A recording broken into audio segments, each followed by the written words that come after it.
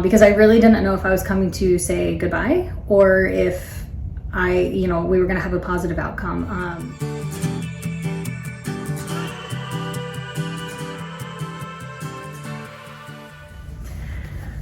Hey everybody, welcome back to my channel. As you can see from the title of this video, I'm going to tell you what has been going on, why I had to make an emergency trip to Dallas, and we'll just jump right into that. However, I wanted to say a few things before I get into that. Number one is all glory to God, because this is a miraculous thing that my mom is here and alive, and just God was shown to us in the big and little things that were so beyond coincidence that it's not even funny.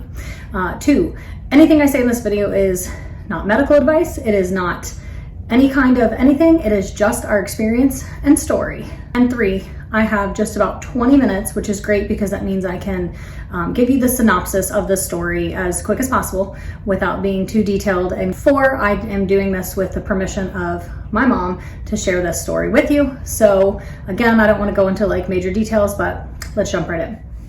So as you guys know from a previous vlog, on August 5th, I got a phone call. I think I've told you guys little details, like little things but never the whole story. So August 5th was a Saturday. Justin and I went to Chipotle with his cousin, her husband, and their youngest son.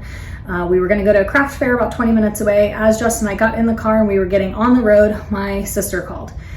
And usually when she calls out of nowhere, it's because there is like a point she's wanting to prove to somebody and she needs my input, or like we're just like have a quick joke or just something quick update or something. And this time I answered the phone and I said, hey, and thankfully Justin was with me. Like I said, he was supposed to be fishing that day, but his batteries didn't charge the night before, which is one of those like small beyond coincidence things, because he would not have been with me otherwise. And he was with me and I said, hey, what's going on? And she goes, hey, good. And then she just started crying. And she said, something happened with mom. She's being taken by ambulance to the emergency room. And we don't know if it was a stroke or a heart attack or what. Okay. And my response was so silly because I was in such shock. I said, okay, well, we're going to this craft fair. Just call and like, let me know. Just let me know, like keep me up to date. And she was like, okay. Because I'm not 30 minutes away anymore. I'm now 18 hours away.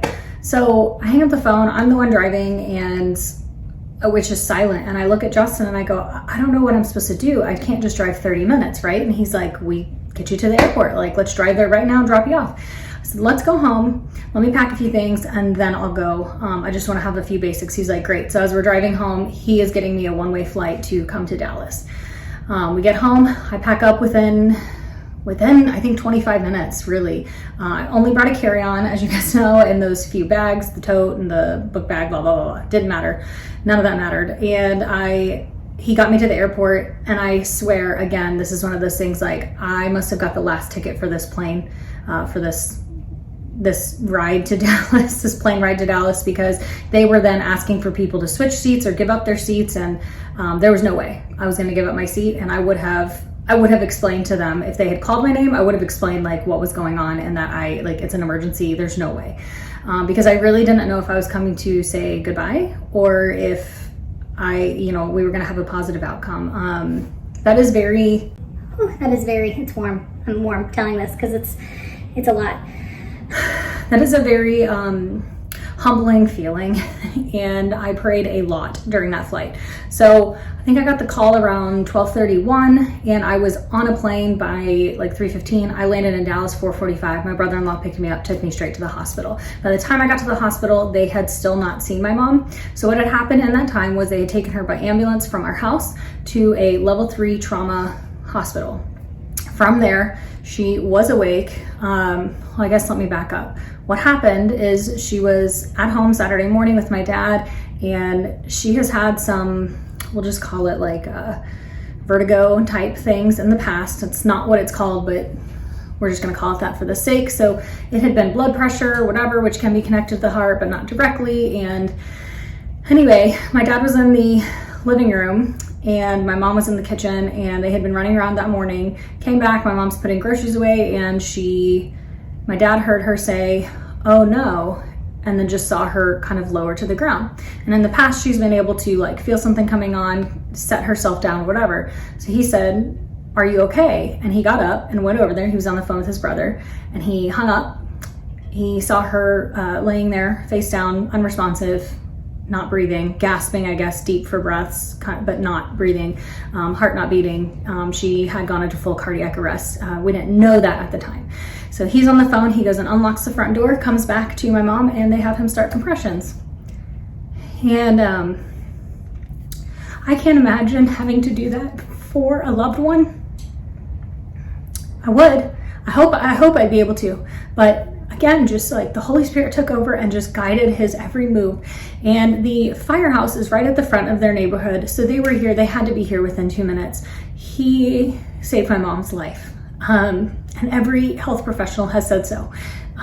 So they took her there. When they got there, they took her to the ER, and the ER then got her more stabilized. She was breathing and stabilized by the time she was in the ambulance.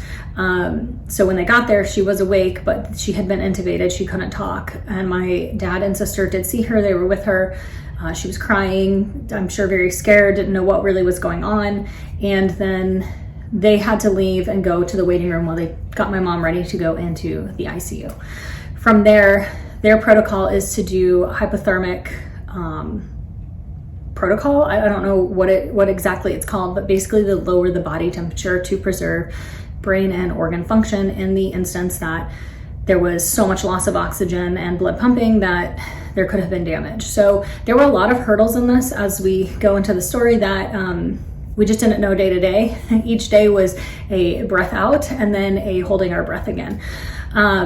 So she basically was heavily sedated and intubated for 4 days. Again, I'm not going to go into all those details. That is really, really hard to see a loved one like that. But I am so, so glad I was here. To kind of fast pace the story and sum it up, after 4 days, they were able to bring her out of sedation and take the intubation tube out. And again, just like by the grace of God, like she is fully there and fully functional again. We were there in the hospital for a full week. Every day after she woke up, she was a little more aware, a little more awake. And then, but she kept asking the same questions because she's still real groggy. I mean, it was heavy sedation. And on Thursday of that next week, I think it was Thursday night, they moved us to a regular room. By then her care had been downgraded from ICU care to like regular care. They just didn't have a room. They moved her there, and we spent 2 nights in that room, and then they sent her home because everything was normal. She has no blockages in her heart. She has full heart function back. I mean, it's just like, again, just by the grace of God, like this is crazy, because if you go and look up the statistics, which I did not do until we had left the hospital, they drastically reduce of, I guess, I don't even know how to say that, but to make it through this, to make it out of the hospital, to make it 1 year past, like the statistics drastically reduce. So she is wearing a life vest, which is there just in case her heart wants to do something funny again. And there's now like, more doctor's appointments and stuff. Today is the 23rd of August. So this is like week 2.5 for me. I am going home this Saturday. I miss my husband and my dog. But she's now at a more stable place where I feel okay to leave, as my dad still has to work, and we've got friends that are going to come and sit with her and do, if she needs somebody and all that. But she's, again, like just fully functional and moving by herself and getting dressed and doing all of that. Like, it's just, I just can't even believe. This was something that for sure has like deepened my faith in the Lord. And if that is something that you've never experienced, I've experienced quite a bit of loss in my life, and I just don't understand how somebody can go through that loss without having like a hope and a promise that they can be reunited again through just believing in Jesus Christ. So if that's something that you've ever questioned or wanted to know more about, please reach out to me on Instagram. I think it's CarolenGrayToday over at Instagram. I would be happy to talk to you about the experiences I've had. If you've ever experienced something that is like beyond your understanding or anything like that, then like it was miraculous, right? Like if you've ever experienced something miraculous, then there's just something about that like you just can't explain. I can't even put it into words. But I do feel like I'm rambling. I'm starting to ramble now. This was, like I said, pretty traumatic. There's going to be a lot of processing going on.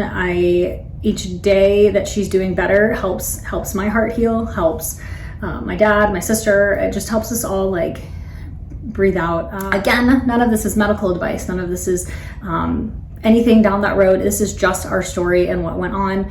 I didn't want to go into all the details because there are like some private things that don't need to be shared.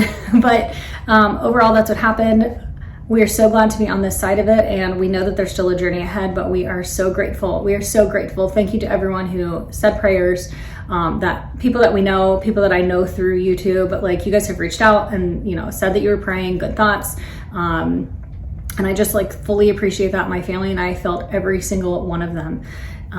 So thank you guys again for being here. If you have any questions, feel free to ask them below. If they're not too private, I'd be happy to answer them for you. But for now, I'm just gonna end this here. And this hopefully like fills in some blanks for you guys of why my videos are gonna be kind of back and forth with like my house, this house, whatever. So talk to you guys later. Bye. Please reach out to me on,